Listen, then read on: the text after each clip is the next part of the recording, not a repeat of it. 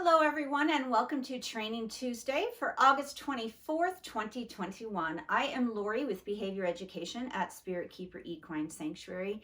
I'm joined today by Tau Ceti, our Super Dwarf Reticulated Python from Reach Out Reptiles. I put a poll up early this morning on YouTube asking if everyone wanted to see a training video for this Tuesday with pythons or colubrids.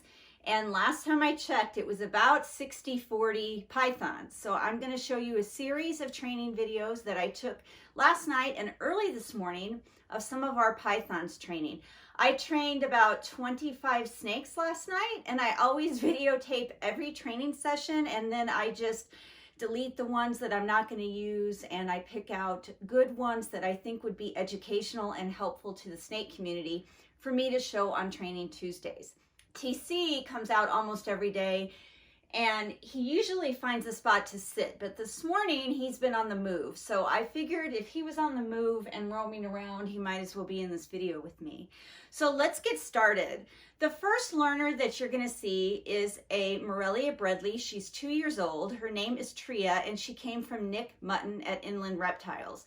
She's a very experienced learner, and in the following video, you're going to see her doing some resiliency training. So I'm asking her to shift out of her enclosure, but I've made it a little bit more challenging than usual by moving the shift station further away than normal and by causing some motion in the ledge that she's hanging onto as she's shifting out.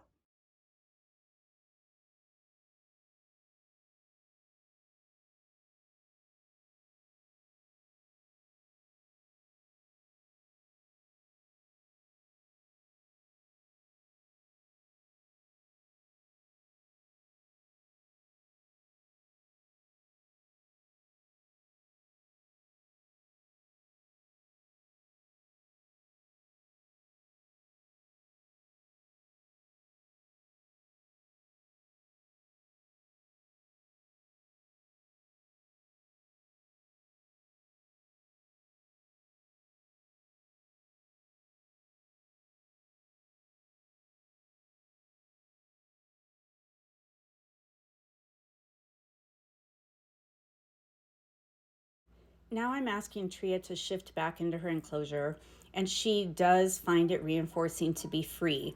She likes to be out of her enclosure, and even on days when we're not feeding and training, she comes out on her own and she explores activity areas nearby. So she was reluctant to go back inside, and I had to be patient and continue to ask her to please shift back inside her enclosure. And once she does grab the prey item, I hold onto it with the tongs until her tail is completely off the shift station, because she was trying to hold on to the shift station and bring the food outside of her enclosure with her. So I held on to the prey with the tongs, and she's holding on to it in her mouth, and we had a little tug of war going until she decides to let go and fully shift her body onto the perch in her enclosure.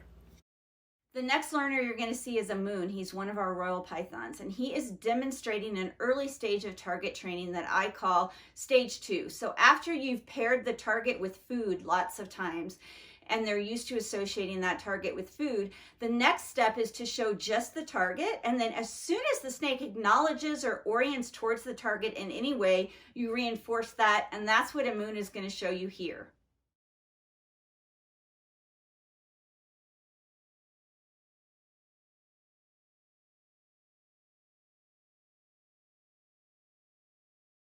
This next learner that you're going to see is a 2-year-old Moreila bredli from Rogue Reptiles, and she is an experienced learner. However, she not too long ago had a negative experience with a live wild mouse. It was not intentional.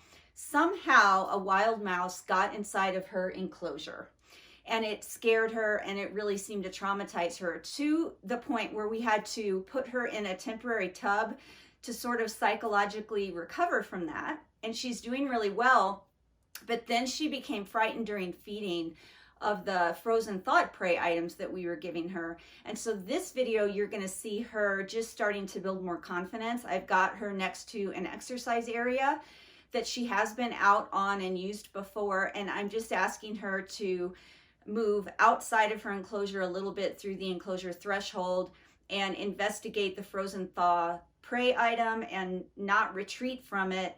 And she takes it pretty confidently, which I'm happy to see.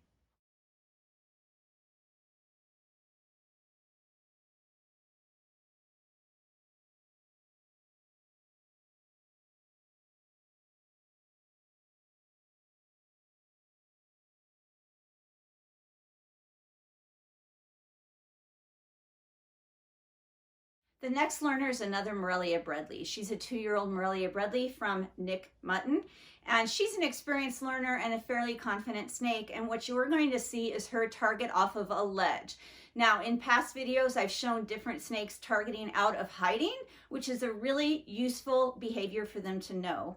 And so this is just an example of a snake targeting down from a ledge, and she does that very well to give you a great example of that behavior.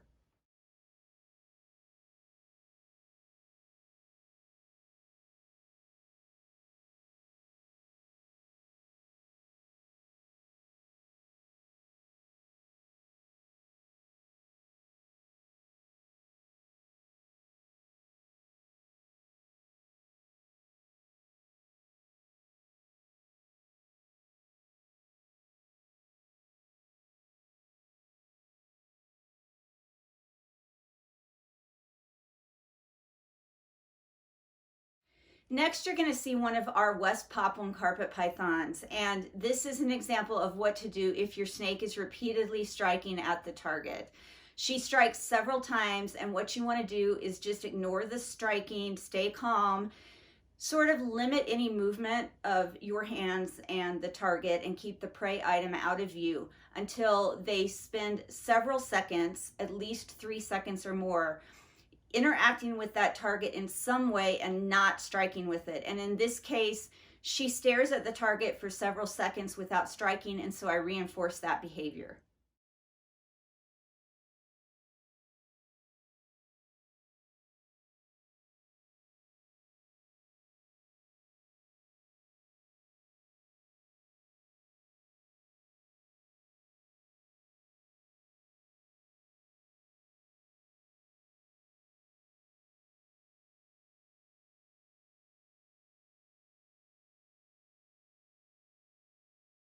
Now you're going to get to see an example of when you feed off the target. And I just had someone not too long ago ask me about feeding off the target. And I do that with shy snakes if I have to leave the target in the enclosure and put the prey item on it. But I also do it in some other cases. For example, if I'm transitioning a shy snake from drop feeding to more active target training where I'm eventually going to show the target and feed off tongs. But in this case, I'm feeding off the target because the snake, who is a Darwin Carpet Python that I got from Inland Reptiles, Nick Mutton, she is 4 years old. She was sitting on the ledge that's attached to her door that opens forward. In order to better utilize space, sometimes I'll attach magnetic ledges to the front door. If it's a front opening enclosure, it doesn't work on sliding doors, but if it's an enclosure with front opening doors that open out or open down, you can actually attach a magnetic ledge to those.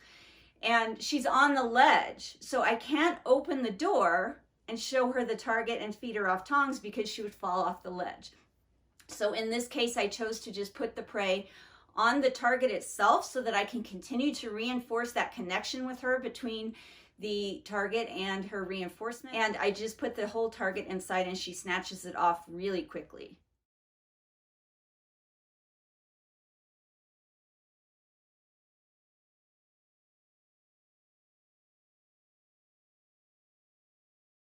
Okay, so this next learner is another one of our royal pythons. His name is Mesmer, and he's sort of in the middle of the shy spectrum. He is shy, but as royal pythons go, he's not extremely shy, but he isn't on that bolder end of where I've seen some of the royal pythons. He's kind of in the middle, and he's a relatively beginner learner, and he's just starting to gain confidence to come further out of hiding in order to acknowledge the target and accept reinforcement. So in this video, I'm trying to actually encourage him to move more. You will see in the very beginning of this segment that he's looking sort of to the front of his enclosure or out the enclosure front.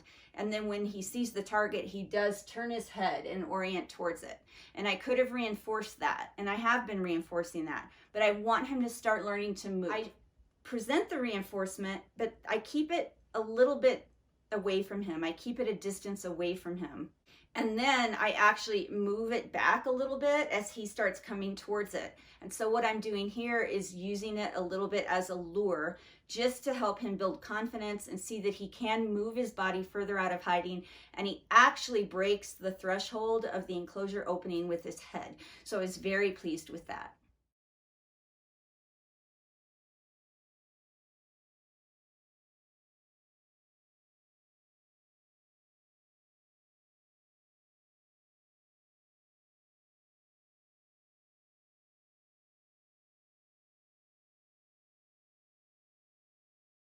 Many royals do this behavior where they strike way to the side of the prey before they take it, and I don't know why they do it. I've had many people ask me, and I could only speculate as to why I think they do that.